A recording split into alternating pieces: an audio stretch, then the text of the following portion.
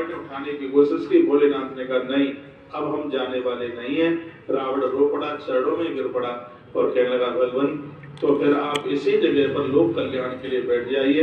रावण ने कहा मेरे कटे हुए मस्तिष्कों को आपने जोड़ा, आपसे बड़ा वैद्य कौन हो सकता है, मैं आपको नाम देता हूँ, आपका नाम वैद्यनाथ होना चाहिए। धरती के जितने डॉक्टर्स लोग हैं, वैद्य हकीम लोग हैं, वो सब भगवान वैद्यनाथ को मानते हैं। इसी ग्रंथ में लिखा है जिनको दवाई सूट नहीं करती है, बीमारियां बढ़ी हुई हैं, भगवान महादेव उनकी बीमारियों को खत्म कर देते हैं। पूरी दुनिया का ये इकलौता मंदिर है जहाँ पर लाखों कावड़ हर साल सुल्तानगंज से गंगा जी से कावड़ भरी जाती हैं। लोग 125 किलोमीटर पैदल चल के आते हैं, कावड़ चढ़ाते हैं। मैंने अपने जीवन में इतनी कावड़े नहीं देखी।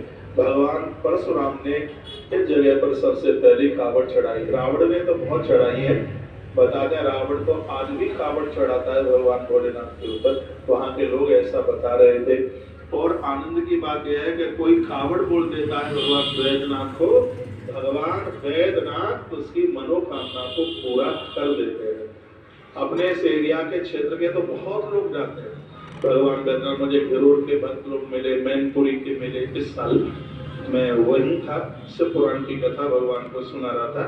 तो महात्म्यम सुनताम पापुम नृणाम भवति भस्मसात्। जो वैद्यनाथ भगवान के इस महात्म्य को सुनेंगे उसके संपूर्ण अपराध जल करके समाप्त हो जाएंगे।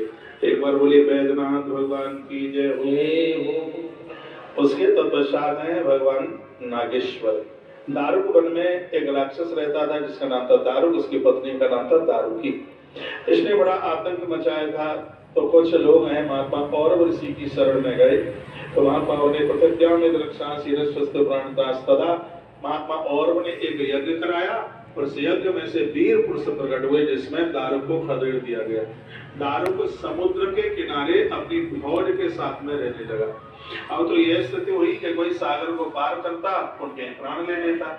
एक दिन की बात थी, सुप्रिय नाम का वैश्य नाव में बैठा हुआ भगवान शिव का ध्यान कर रहा था। इसने आकर के उसकी नाव को डुबोने की कोशिश करी और उसने भगवान शंकर की शरण ली।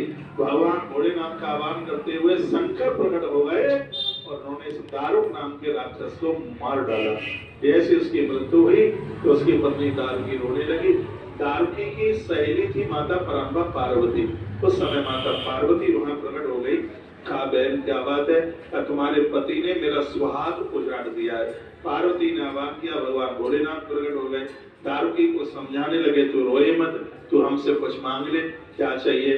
भगवान शंकर ने उसकी बुद्धि को ऐसा बदल दिया और वह कहने लगी आप जगत कल्याण के लिए हमारे पति के नाम से यहाँ विराजित हो जाइए। तो इसके पति का नाम था दारुक, इसलिए इनका नाम दारुकेश्वर हुआ। तत्पश्चात